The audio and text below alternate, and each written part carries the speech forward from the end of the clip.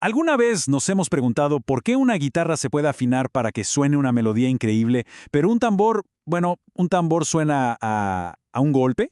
Hoy vamos a meternos de lleno en la física y las matemáticas que se esconden detrás de esta pregunta tan, pero tan fundamental sobre el sonido. Y aquí está, justo en el centro de todo, nuestro misterio. Por un lado, una cuerda de guitarra, que es capaz de darnos notas súper claras, afinadas. Y por el otro, el parche de un tambor, que produce un sonido potentísimo, con mucho ritmo, pero que no podemos cantar. ¿Por qué existe esta diferencia tan radical? Uno podría pensar, es por el material, la madera, la piel, pero la respuesta es mucho, mucho más profunda. Resulta que la vibración de una cuerda sigue un patrón súper ordenado, predecible. En cambio, la vibración de un tambor es un caos de frecuencias, una mezcla tan compleja que nuestro oído simplemente no la procesa como una nota musical. La verdadera clave está en la geometría de cómo vibra cada uno. Ok, para entender por qué el tambor no se afina como la guitarra, primero tenemos que definir qué hace que un sonido sí sea musical para nuestro cerebro. Y todo empieza con la forma más simple de vibración que existe. Pensemos en una cuerda de guitarra. Es en esencia una línea, un objeto de una sola dimensión. Cuando la pulsamos, solo puede vibrar de una forma, para arriba y para abajo, a lo largo de esa única dimensión. Y es justo esta simplicidad geométrica la que da origen a un sonido puro y sobre todo predecible. Y ese sonido predecible crea algo que se llama la serie armónica. Piensen en ella como la receta para una nota musical. Para que nuestro cerebro reconozca algo como un do, las frecuencias que lo forman tienen que ser múltiplos perfectos, enteros, de una frecuencia base. Es este orden matemático lo que nuestro oído traduce como música. A ver, ¿cómo funciona esto? La vibración principal, la más fuerte, es la frecuencia fundamental.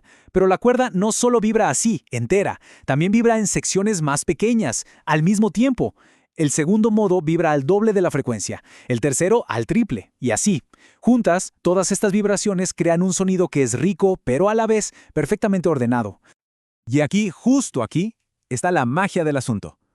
La relación entre estas vibraciones es una secuencia de números enteros súper limpia. 1, 2, 3, 4.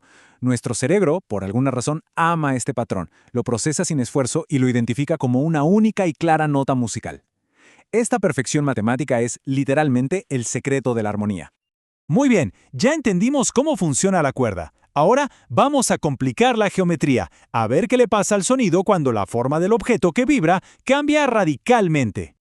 Pasamos de una línea de una dimensión a un círculo de dos dimensiones, el parche de un tambor. Y de repente, las reglas del juego cambian por completo. La vibración ya no está atrapada moviéndose solo arriba y abajo. Ahora puede moverse en ondas que salen del centro, en patrones que giran. La complejidad simplemente explota. En lugar de un patrón simple y bonito, ahora tenemos una red complejísima de vibraciones que pasan todas a la vez. Imaginen zonas que suben y bajan, pero también hay líneas llamadas líneas nodales, donde el parche no se mueve para nada. Todo esto junto crea un sonido mucho, mucho más enredado.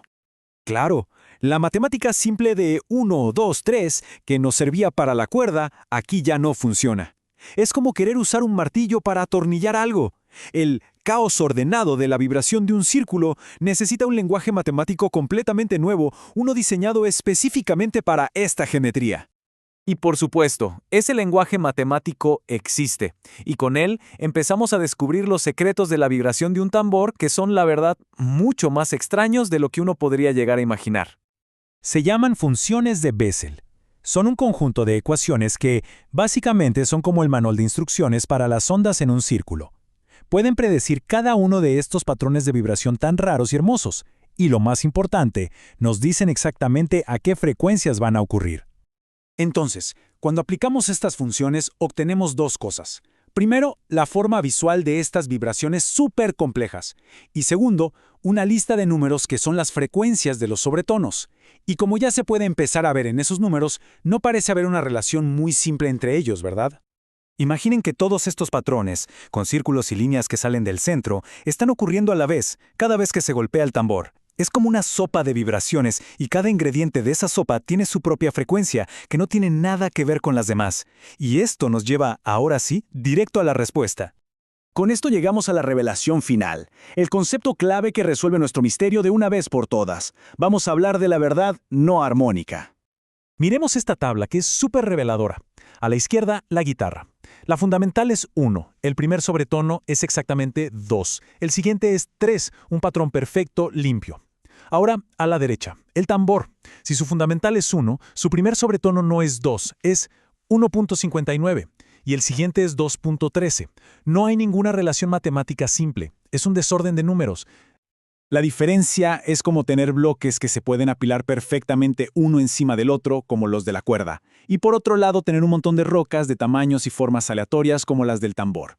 Unos crean una estructura ordenada, o sea, una nota. Los otros crean un sonido percusivo complejo. Bueno, pues este desorden matemático, este fenómeno donde los sobretonos no son múltiplos de la frecuencia fundamental, tiene un nombre. Se llama inarmonicidad, y es la característica que define no solo a los tambores, sino a las campanas, los platillos, a casi cualquier instrumento de percusión. Es lo que les da ese sonido tan único y complejo. Perfecto, ya tenemos todas las piezas del rompecabezas. Ahora solo falta unirlas para responder, de forma definitiva, a nuestra pregunta original. ¿Por qué los tambores no cantan? Al final del día, todo se reduce a una cosa: la percepción. Cuando las ondas armónicas de una cuerda llegan a nuestro oído, el cerebro las une y dice, ah, claro, eso es una nota. Pero cuando le llega el revoltijo de frecuencias inarmónicas de un tambor, el cerebro no encuentra el patrón, no puede, y en su lugar lo interpreta como un ¡pum!, un impacto sonoro. Sí, complejo y lleno de textura, pero no una nota.